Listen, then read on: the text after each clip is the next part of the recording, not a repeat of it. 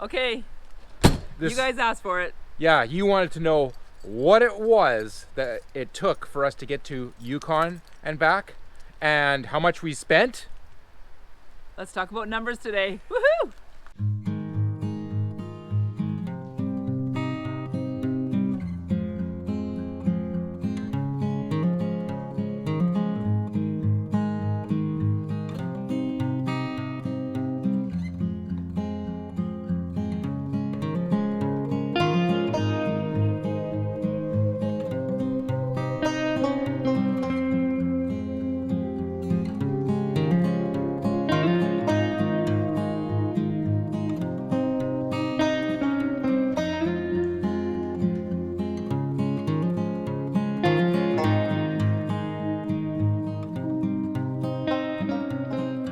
All right, you guys, here it is. We're talking about how much it costs for us to get up to the Yukon for hashtag LLRV North 21. Yeah, we've been waiting for this for a while.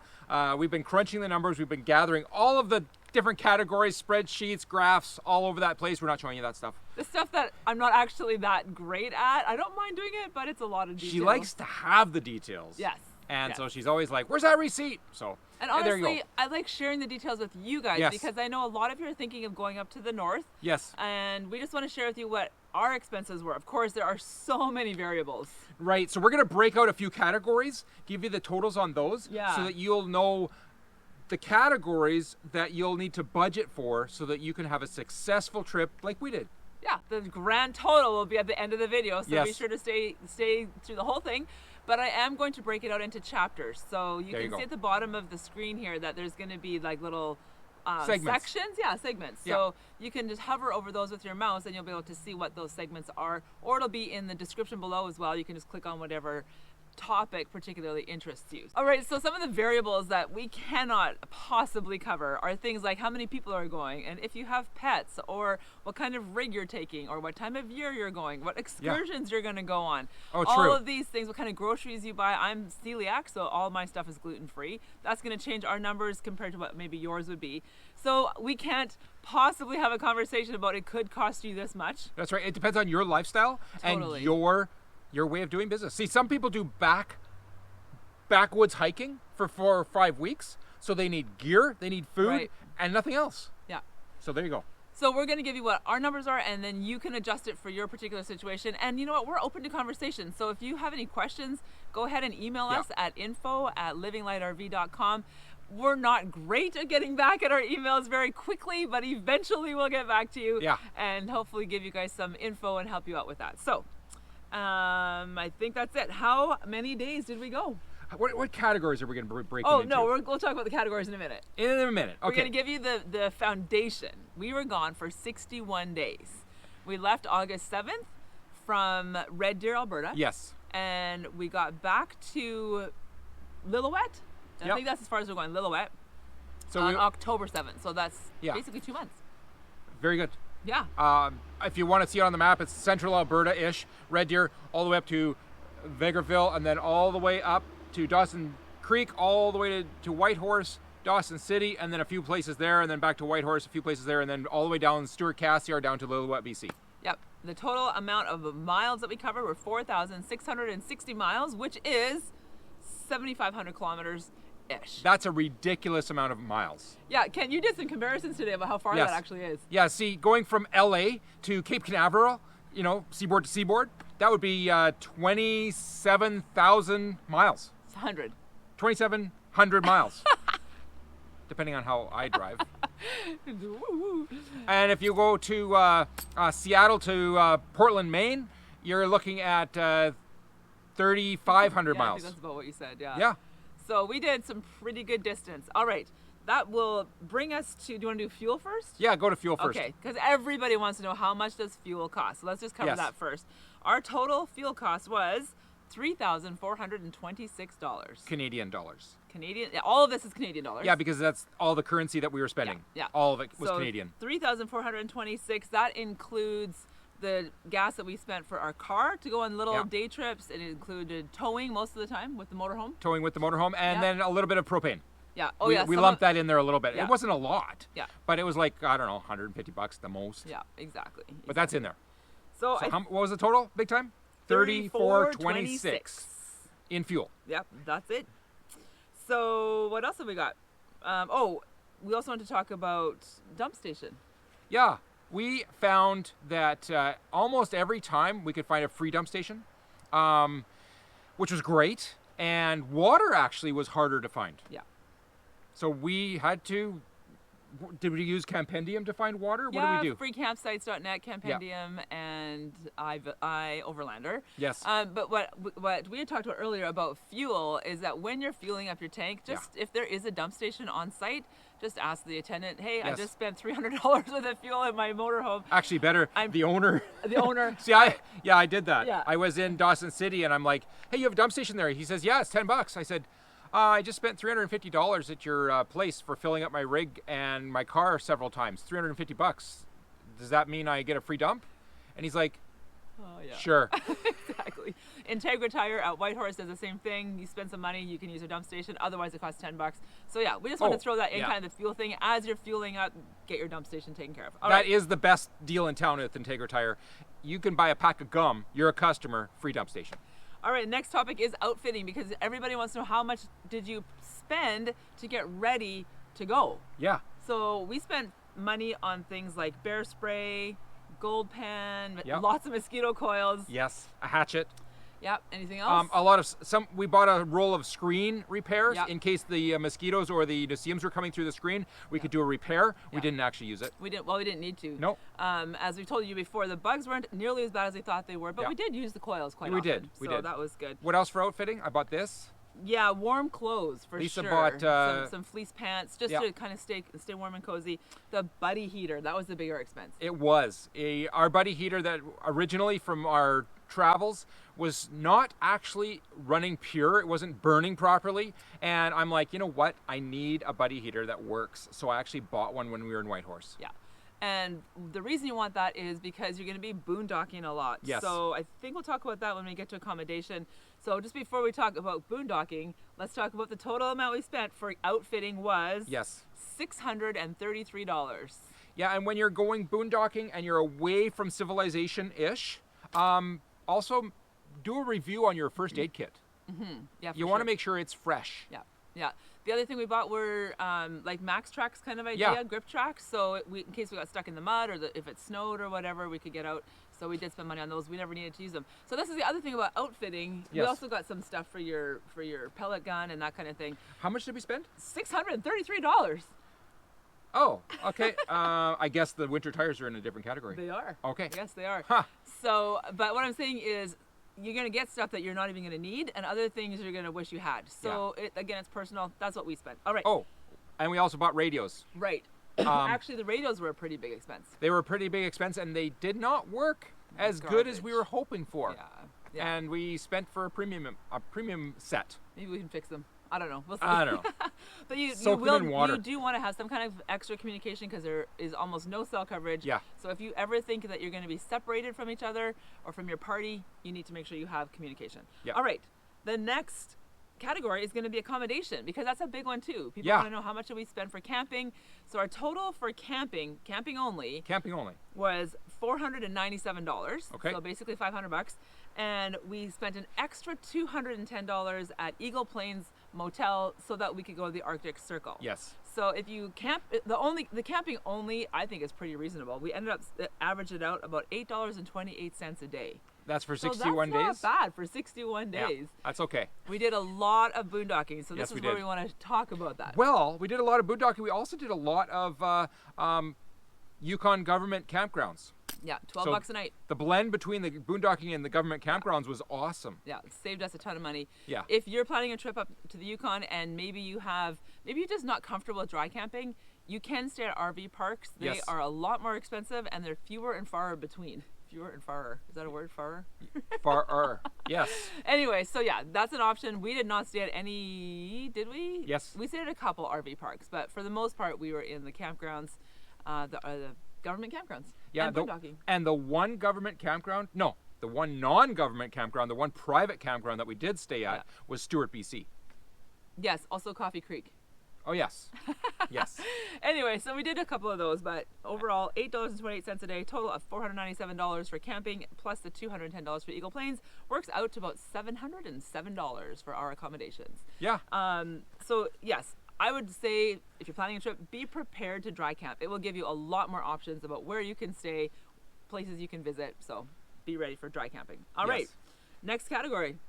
What is it? Groceries, household, and pet expenses. So our total for groceries, and again, this is so variable for everybody, and Absolutely. it's way higher than I thought it was going to be. It's $2,237. $2,237. That included dog food. Yeah. It included whatever, like all of our groceries, stuff that we needed for the house, toilet paper, and all that kind of stuff. So yeah, the supplies that you're going to go through. Yeah. So what did we find about groceries and expenses? Because people think it's way expensive up there. And the truth is, it's way expensive up there. If you want to buy just a basic groceries and you're in Dawson City, you're going to spend some money. What we found, and this is a key, and that is we bought a ton of our groceries for all of our supply trips at Whitehorse at Superstore. Yeah. Yeah. And those prices were really close on most categories as Calgary, Alberta. Yeah. Exactly. So that's a good tip. Stock up when you're in the big cities. Like if you're in Prince George or Whitehorse or what other big cities are there? And the big cities, all four of them. The two big cities. Red Deer, if you're gonna leave Vancouver. If you're in a more large metropolitan Dawson Creek. Yeah, Dawson Creek. Yeah. Yeah. Stock up. Although the people in Dawson Creek, they leave to go whatever. Anyway, Grand Prairie. There you go. Grand Prairie. Groceries are cheap in Grand Prairie. There you go. Yeah, if you're going to be in those places, stock up so that you don't have to spend as much money in the smaller towns. Although the smaller towns appreciate your business. They and do. You do need to buy fresh veggies and all that kind of stuff. And a cinnamon bun? Definitely. Well, we'll get to that. Bun. Yes. Maybe. So when we were up in Dawson Creek, British Columbia, Watson Lake, we needed to get dog food for this trip. Right. And it's not fun for any pets, dogs especially, to cats too. and cats to switch out their food like at the drop of a hat. So what you want to do is you don't want to be just picking up anything for them. You want to be stocked up. And what we found is they had the same brand at Watson Lake, so we picked up. That was cool. That was excellent. That was unexpected. Don't and forget I'm so glad that they part. Had that. Yeah, if you run a dog food and they don't have your brand, that's all you can do. Yeah. Is switch them out, and then the dog's like, "Oh, I didn't like that you did that to me," and So our recommendation would be to bring it with you Yep. if you have a smaller animal and you can bring that much dog food or cat food with you, and if not, pay attention to what you might be able to get on the road. So that's something that I never really even thought about ahead of time. So, all right, next category is vehicle and maintenance, because those roads are hard on the car and they're hard on the rig. Our total amount, I'll give you the amount first and I'll tell you why it's this much, $753. And you can tell them why it's that much. Well, 600 of that is because we bought steel wheels and winter tires for our car, so that we could go up to the Arctic Circle and back without having a loss of a tire on the way, or two damage. tires, or three tires. We've talked to a lot of people, and they said the Dempster Highway and other highways that are like the Dempster is hard on your tires, and you can have a tire or two be replaced. Yeah. Because we put new on, they were of the good inflation, flexible, and the integrity of them was the highest, which means we did not have any kind of issues. We had no issues, and we're so thankful we got those put on there. And then when we came down to the lower mainland, it snowed and iced like crazy. So using we're those very again. thankful to have the snow tires on there. Yeah. But so we spent that money. We also just bought like regular stuff, brake fluid. Yeah. And, There's another factor that I wanted to mention right now, and that is when you're towing, and we towed our car for a lot of miles. What happens is the safety chain starts to get tighter and tighter and tighter at the anchor points, which means there's more and more slack. Well, what will happen is as that happens and there's more slack, it gets shorter, it gets closer and closer to the ground, and we actually wore out almost one of the linkage chains. Okay, so I had to actually replace, when we were in Whitehorse, a couple of pieces of linkage chain, which was part of that bill. Yeah. So remember, when you're towing and you want that safety chain to be at the same length, just go and adjust it a couple of times on your trip, so it's back to where it was when you wanted it and when you set it up, because over time it'll change. And I would say that would be true for any maintenance on your vehicle, because it's shaking and rattling and rolling the whole way up there and the whole way back. So just always be looking for things. If you hear a weird sound, okay, what is that? Don't ignore it. Find out what it is and get it fixed. Pull off at a rest stop, shoo away all the bears, and just inspect your vehicle. Exactly. All right. Next category is meals and entertainment. That, again, so variable. Kent and I do not eat out very often. We just enjoy making our own food. So we had, I think, 2 big dinners. Yeah. And you know, most of our money was spent at like coffee shops. Yeah. Well, and sometimes those coffee shops are just because it's a business expense type of idea, because we're actually there to upload and download just data. to get Wi-Fi. Okay. Yes, exactly. Which is not so bad in Whitehorse. Other places it's worse. Yeah. With A&W at Fort Nelson, I think you spent a couple hours there trying to upload videos. Trying. So coffee shops, and this also includes tours. We did the SS Kino. I think we did another one too. I can't remember what it was. Bonanza Creek. Yeah, no, makes sense. that wasn't an expense. Anything, okay. No. There was one other one, a couple other ones. Yeah. So that's included in here. And Diamond Tooth Gertie's it was a bigger expense, but it was fantastic. We went with our friends Wes and Shannon. We had a great time with them. What a night out. It was just awesome. An experience in Dawson City. So sometimes like that would be like an eating out as well as an entertainment. As a, like historical kind of thing to do. Anyway, the total amount for meals and entertainment for us was $311. Yeah. Remember, all Canadian funds. Yeah, $311 for that. Yep. Again, that's going to be so different for each person. I mean, I went out on my birthday. Yeah, but if you're going to go on an airplane ride, or if you're going to do like a canoe trip for a week or whatever, that expense is going to be a lot higher. Changes it. Hey, we talked to somebody when we were looking at the Aurora Borealis one night, and she said that she went on a cheap airplane flight to sightsee, and her seat was $500. She's like, it was so cheap, $500. It was sort of cheap. And you know what? For some of you, that is cheap, but for us, that's expensive. So it's all very relative, and it's a choice. Yeah. All right, the last category is kind of, again, it's just our personal thing. It's gifts and clothing. Yeah. And this is what we bought. I mean, we bought, I think, all of our Christmas presents while we were up there. Yeah. Well, for the kids anyway. Yeah. And just like my hoodie and, you know, different souvenir kind of things. So the total for that is $629. So that was our total. That sounds pretty expensive, but not when you consider it includes Christmas presents. Well, what was it? What was the value of that? Is so much more than money. Lisa grew up remembering that her dad had handmade moccasins. Yes. And for years, those handmade moccasins were just part of the family, part of the way things work. Slippers. Dad slippers. And they're made out of moose hide, and they're made by hand, as it has all been traditionally. Yeah. And Lisa bought a pair. Yeah. And she was on the search and the hunt for those. And then I bought also a pair for Emily for Christmas. Yes. For her daughter. So so things like that. I mean, if this is your trip of a lifetime, this is the only time you're going to get to do this. Yes.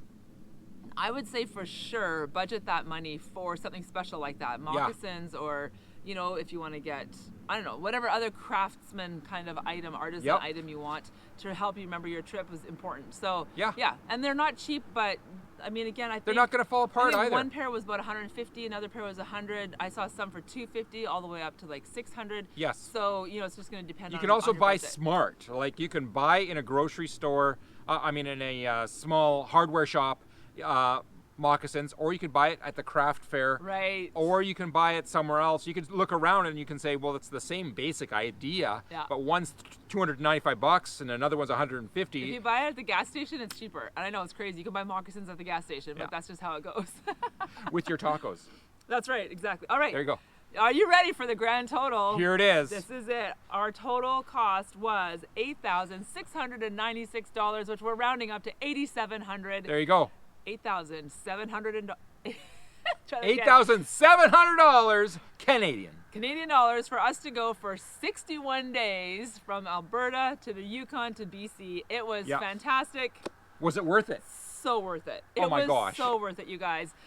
It's more expensive than I thought we had spent because, like I said, we don't really budget ahead of time. We're just like, well, we need this and we need that. So you could stay home and save $8,700, or you could get out there and do a lifetime of amazing things. I don't think you would save $8,700 by staying at home, because you have to buy groceries still, you have to buy gas still, you have to pay rent still. You have to buy winter tires. You still have to buy winter tires, so you still have to buy clothing, you still have to buy Christmas presents. Yeah. So I think some of that stuff you have to realize is just things you would have spent anyway. Okay, stay home in your basement, because then you don't need winter tires. Okay. All right.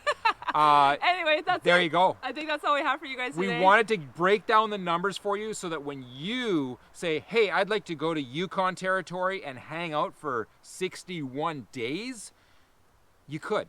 I would go longer. Yeah. I would do 90 next time, or longer. Every time we went Love it up there, you guys. It's on an so excursion, amazing. Lisa's like, oh, could we just spend one extra day doing this? Because Yes. like, And sometimes we're still packing it in. And when you say excursion, what do you mean? Like just like a day trip? Oh, kind of driving thing? up or Yeah. 2 days. Yeah. Like, could we do exactly. it in 3 instead? I know. So life is that way. Awesome. So I hope you guys found that helpful. I hope that Yeah. helps you kind of find a base to work from to Yeah. calculate your expenses. And like I said, if you have any questions, go ahead and email us. And other than that, have a fabulous day, you guys. Thanks for hanging out with us today. Don't forget to like, subscribe, and follow along with our journey. Exactly. It's RV life. All right, we'll probably be doing a live in the next week or two, so we'll see you guys at that. And if not, then have a great day. Go grab life by the tail, Yeah. and we'll see you guys next Friday. Take care. Bye. Excellent. Yep. By the way, Yes. if you guys could do us a huge favor and check out this video up here, Yeah. I think you'll really find that helpful. And are you putting another one too? Yeah, that one. Yeah, awesome. Yeah. Thanks, you guys. Have a great day. Take care.